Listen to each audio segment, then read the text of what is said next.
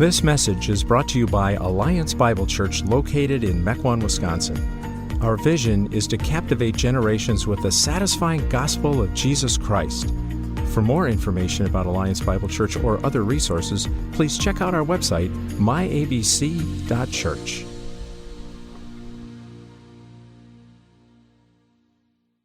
If you have your Bibles or a smartphone or a tablet, open that please to Acts chapter 9. Acts chapter 9. The book of Acts tells us that when Christianity was at its most potent, when it was most vital, it grew through conversion. Christianity was and is a power that converts.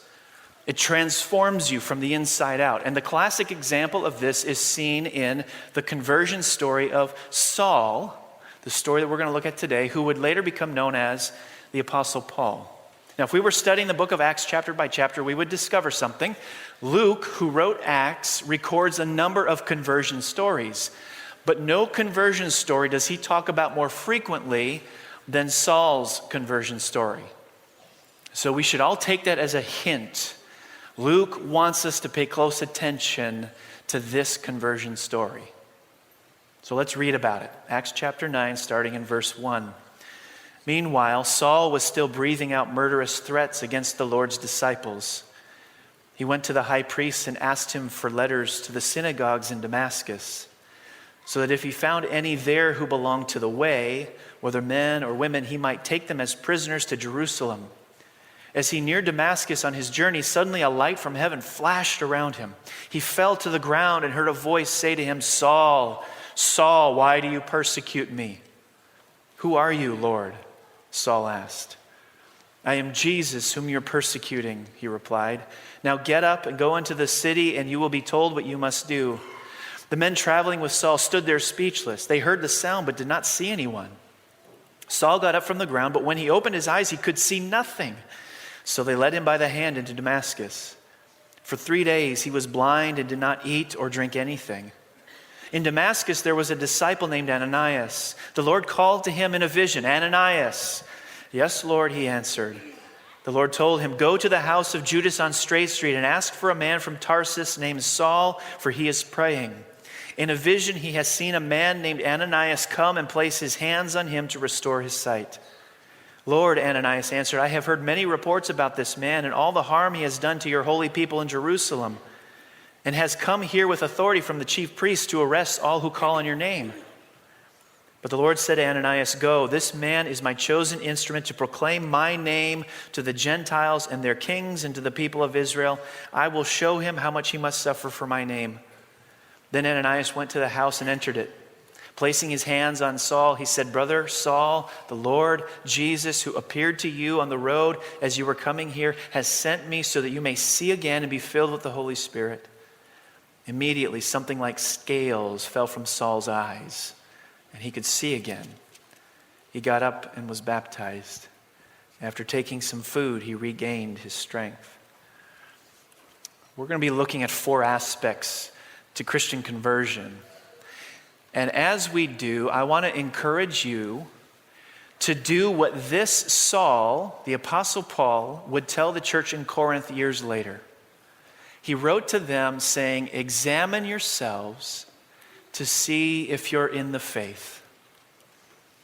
As we look at his own story, his own conversion story, I want to encourage you to think about that. Examine yourself to see if you're in the faith. Has this happened in your life?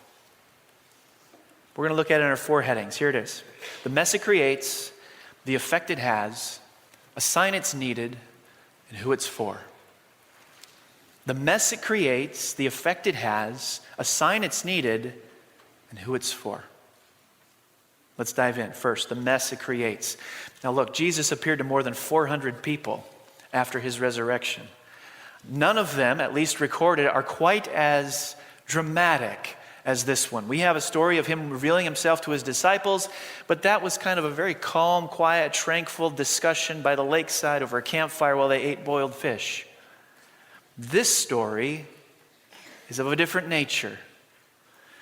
Jesus bursts into Saul's life, knocks him to his knees, and literally blinds him with light brighter than the noonday sun.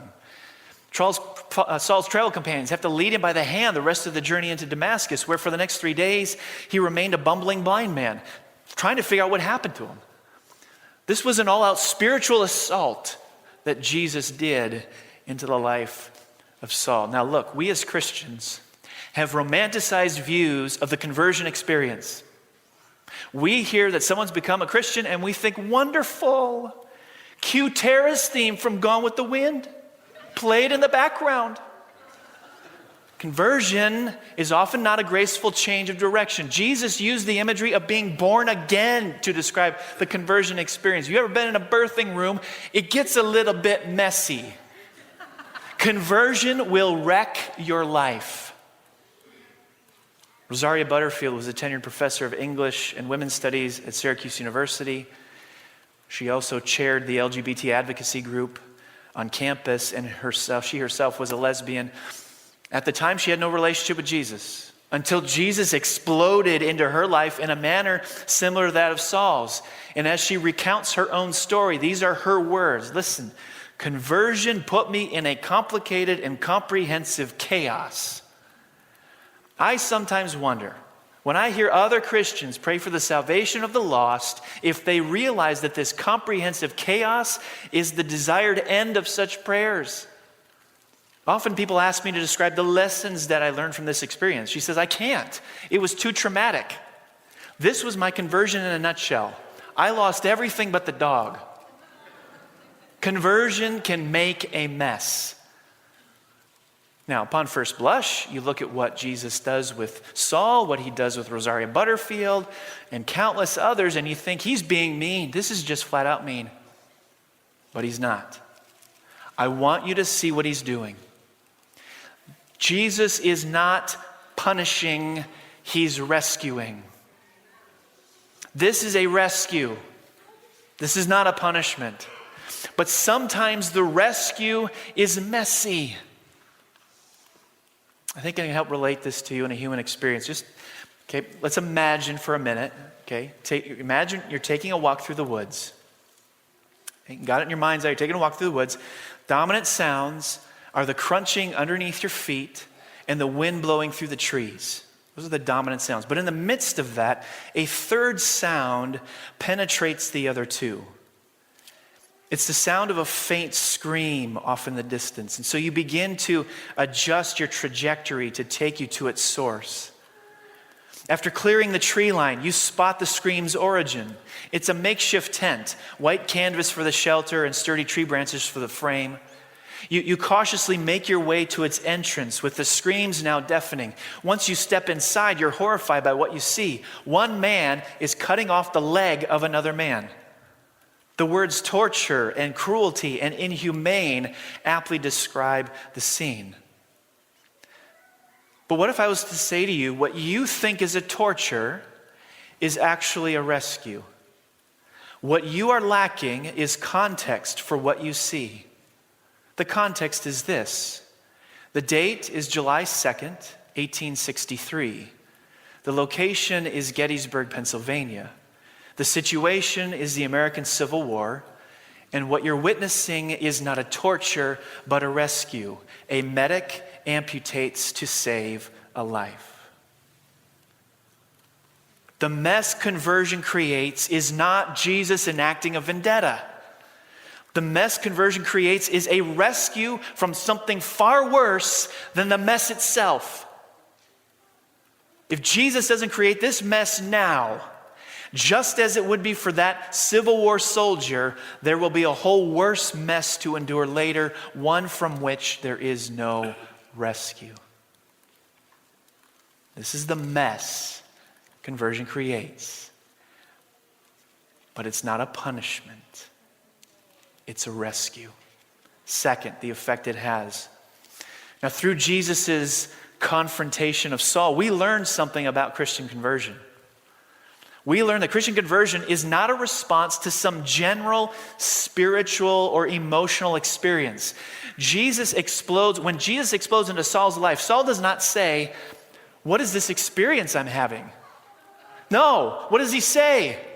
Who are you, Jesus? Who are you? See, Christian conversion always involves asking Jesus, who are you? Not, who are you in some general sense. Saul knew who Jesus was or claimed to be or what people said about him. That's why he's persecuting Christians to begin with.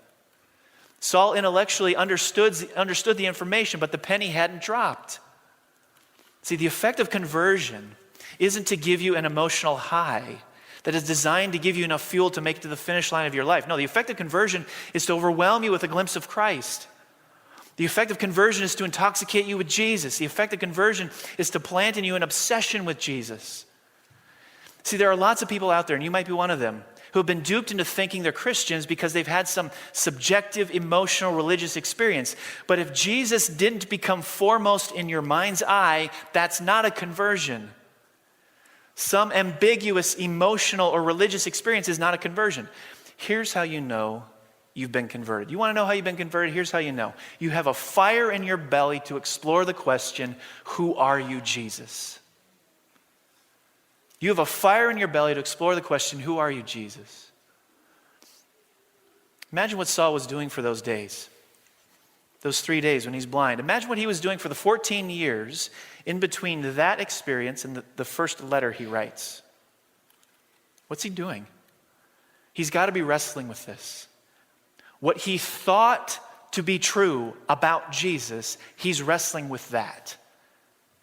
He is wrestling with a stubborn fact. Jesus really is alive. He's wrestling with the far-reaching implications of Jesus' real identity.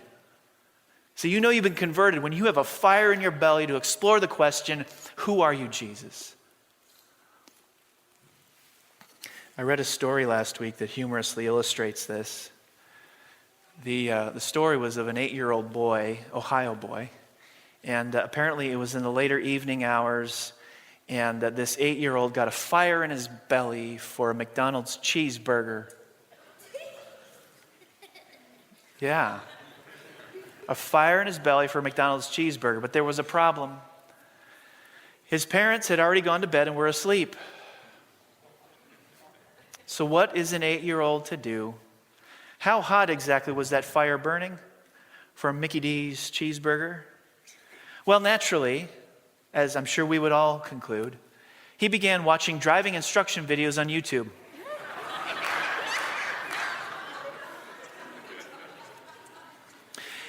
And after doing so, he put his 4-year-old sister in his parents' minivan.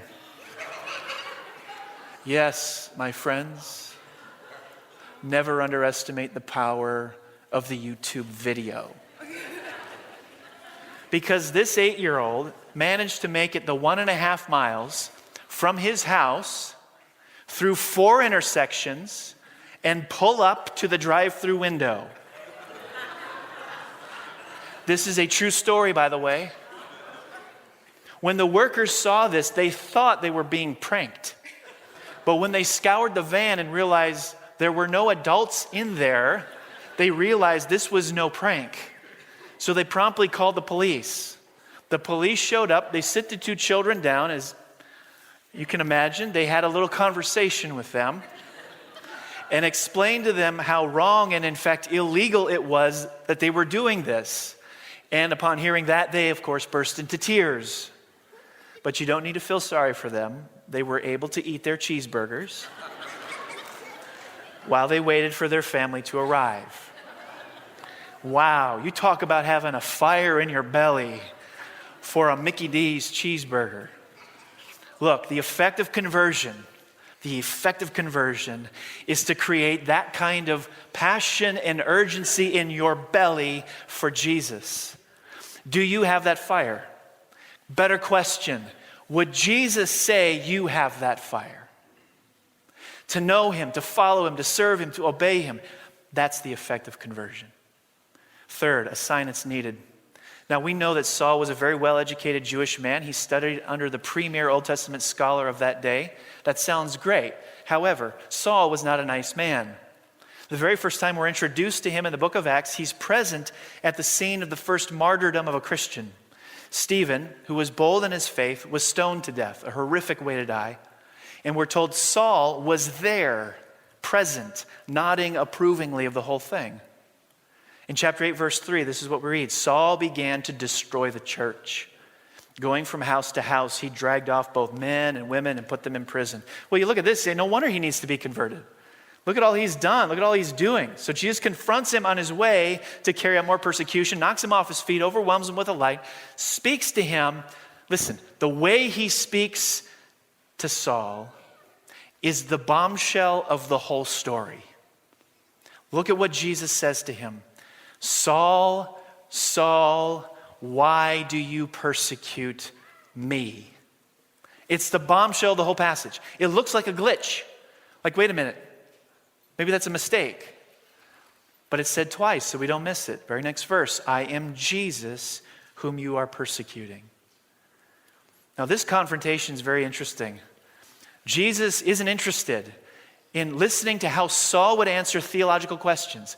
What do you believe about Jesus? What do you believe about God? What do you believe about the Bible? He's not interested in hearing any of that. Jesus goes in a completely different direction. He targets Saul's relationship with Christians. He goes after the nature of Saul's engagement with the church. And notice Jesus doesn't say to Saul, why do you persecute them? Notice he says, why do you persecute me? Imagine being Saul and hearing that. You think to yourself, now, well, I don't know who you are, but I'm not persecuting you. I'm on my way to persecute them. I wasn't planning on persecuting anyone quite so bright. Jesus is saying, no, Saul, what you're doing to them, you're doing to me. We can't be separated. That's the bombshell of the whole story. Jesus so identifies himself with Christians, the church, that what is done to them is done to him. There's no separation between the two. Jesus looks at Saul's life and his relationship with Christians, the church, and he concludes this man needs to be converted. I wonder if Jesus is saying the same thing about you today. Your relationship with and to the church is a reflection of the true nature of your relationship with Jesus. Some of you are here today because it's Easter, and I'm very glad that you're here. But let's just state the facts. I may not see a lot of you until Christmas. When Jesus looks at your relationship with the church, what kinds of questions would he ask? Why do you ignore me so much? Why do you prefer other things over me? Why do I get your leftovers? Your relationship with and to the church is a reflection of your relationship with Jesus. Let me tell you something, there's no separation, none, between your love for Jesus and commitment to his church. None. One sign you need to be converted is that there's very little intermingling of your life with the life of the church. One sign you're not a true believer, a true Christian to begin with, is that there is very little intermingling of your life with the life of the church. Think about this another way. Did you know that Jesus calls the church his bride? Did you know that?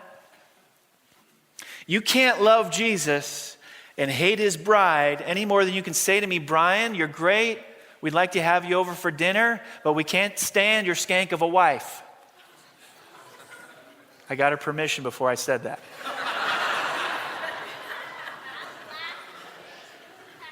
Kind of. Now listen, your involvement in the church is a reflection of the health of your relationship with Jesus. There's no separation between love for Jesus and commitment to his church.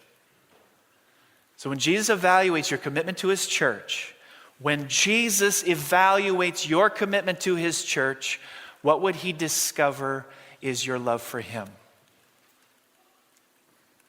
Last, who it's for. This is heavy. I get it, it's heavy. I want to conclude with a couple of words of encouragement from Saul's conversion story. Here's the first. Your past doesn't disqualify you from God's grace. Your past, with whatever it looks like, doesn't disqualify you from God's grace. Now, your relationship to the church is probably not like Saul's relationship was to the church. But maybe your relationship to the church can be characterized by indifference, separation, withdrawal. If God's grace can extend to Saul, it can extend to you. Your past, with all its blemishes, doesn't disqualify you from God's grace. Second, your past doesn't disqualify you from future use. Never forget, the church's greatest missionary was once its greatest enemy. God took a man who sought to stomp out the church and turn him into a man that sought to proliferate the church. Your past, with all its stuff, doesn't disqualify you from future use. Now, right now, you might be someone who is indifferent about the church. Someone who is relatively uninterested in the church, someone who's disengaged from the life of the church. All of that is revealing the true condition of your relationship with Jesus. But God can change that. He can turn you into someone passionate to see the mission of the church expand. Your past doesn't disqualify you from future use. The risen Jesus can burst into your life and set your heart ablaze for him and his church.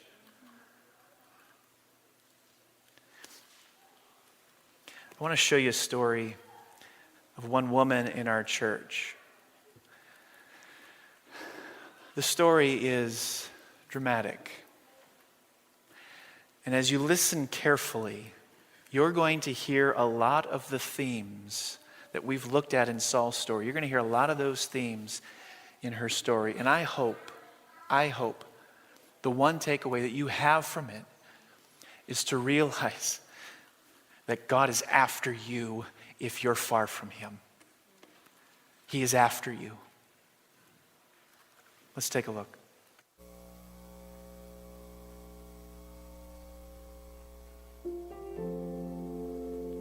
After my parents divorced, we were raised by our mother. The household that we lived in was pretty abusive. So when I was 11, my brother and I started going to youth group at Alliance. This was pretty much the only exposure that we had to Jesus and the gospel and stuff, and I always felt safe there, which was, a new feeling for me. Nobody in the youth group or really many of my friends knew about the abuse at home. It kind of was just normal to us, so I don't think we even thought that we should tell anybody. It's just kind of the way that it always was. A few years later is when I met Chris. In the beginning, he was very, kind, loving, and accepting. About a month or two into the relationship, it just kind of switched. He went from that to kind of just doing whatever he could to break me down. He would say things chipping away at my character and who I was. He was abusive in all the ways that you can be abusive. At that point, I was so defeated and depressed that I just believed everything that he said about me. While him and I were dating, there was somebody close to our family that was violating me for an extended period of time.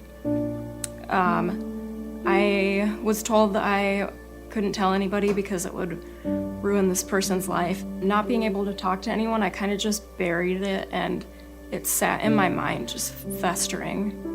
And it just ate away at me. There's something so hard about having something happen and being broken, and you can't explain to anybody why you're so broken because you're not allowed to talk about it. It's very isolating, and as a result, I just felt very alone all the time. Fortunately, I was able to finally get out of the relationship with Chris when my family moved to Texas, and I decided to go with them and go to nursing school there.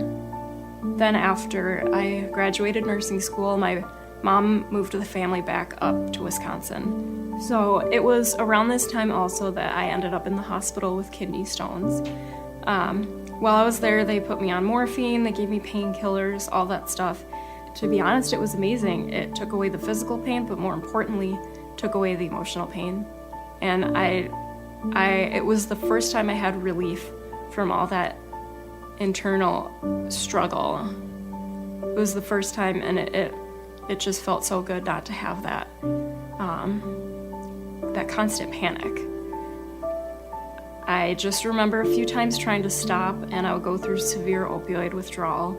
And then not only that, but then I would feel the emotional pain of everything just hit me like a ton of bricks, and I couldn't do it.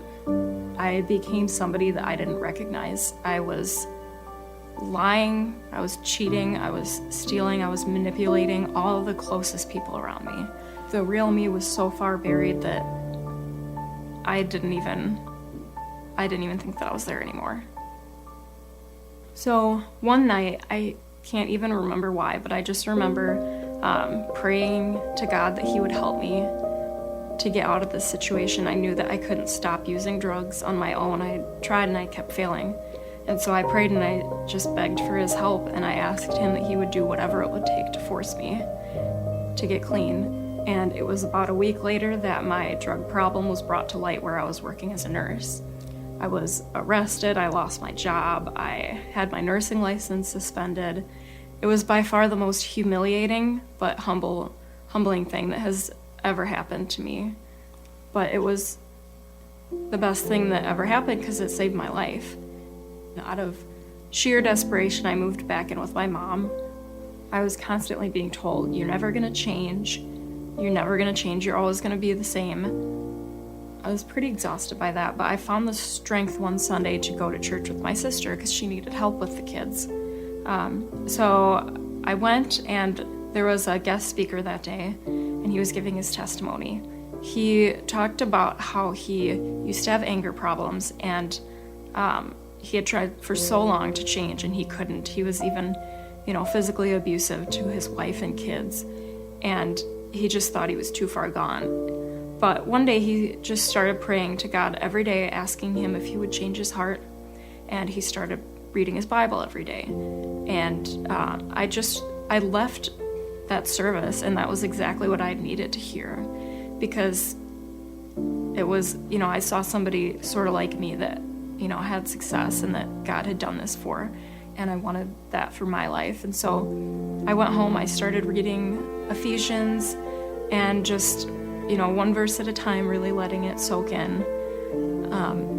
I started praying every day that, that God would change my heart. After I'd been reading the Bible for, I think it was only 2 days, all of a sudden it was like my eyes were opened to the situation, and I saw my sin, my mistakes, everything for what it was. And just the weight of that was so heavy, and, feeling the full impact of what Christ did for me on the cross, and understanding that, man, if I was the only one, He would have still done it. And it was such a powerful feeling. It was amazing. I just felt like there was this burden lifted, and I felt lighter. And at that point, I just prayed to God, and I just said, I completely surrender my life to You. Whatever You have, Your will, not mine. I kept saying that over and over. And He just really kind of took over my life, and no matter what anxieties I might have, I would just always have this sense of peace and just contentment, and like everything was going to be okay. In this process of rebuilding my life, I met my husband. He's comforting. He's such an amazing spiritual leader. He helps me grow in my relationship with Christ. We have so much joy in our life. So it's been really cool to see just how much God has changed in my life, and just, in my heart. I have so much joy. And it's just amazing, because all these things that I never thought I could change about myself, He's totally changed, and he's taken everything that has happened and just completely redeemed it. Nobody is too far gone. Just ask the nurse who was arrested. He can do anything. It's amazing.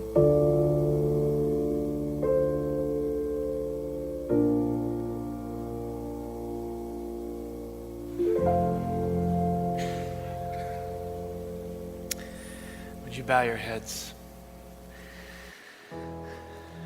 This begs us to examine ourselves to see if we're in the faith. Now, it's likely you've not lived a life like that of Saul, or maybe even Amy. But take a close look. And remember, there is no separation between love for Jesus and commitment to his church.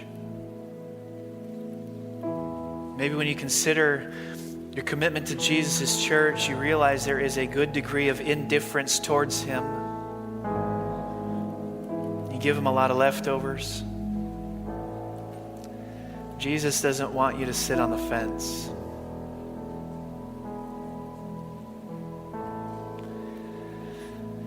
So gauge the intensity of the fire in your belly to know him, to follow him, to serve him, to obey him. Does that fire burn hot? If it doesn't, ask Jesus to burst into your life. Ask him. Ask him to knock you to your knees. Ask him to create a mess. And remember, the mess is not punishment. It's a rescue.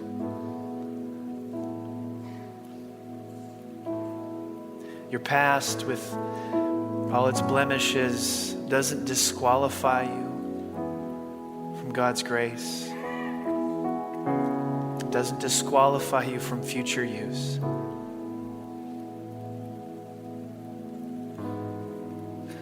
Just as Jesus called out Saul by name, is he calling out your name?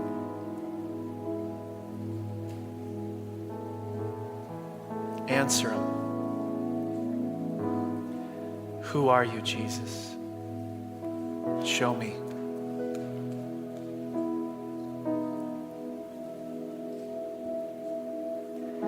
Jesus, there are people in this room who need to be converted. We can't control that, but we can plead with you to burst into hearts you do not occupy. Knock them to their knees. Rescue them. Put a fire in their bellies to know you, follow you, serve you, and obey you. Jesus, we praise you. We thank you that our past, with all its stuff, doesn't disqualify us from your grace. Nobody is ever too far gone. We praise you that our past doesn't disqualify us from future use. Work among us, I pray. Whom you save is saved. Whom you set free is free. We worship you for that now, to make much of you, Jesus, in whose name we pray. Amen.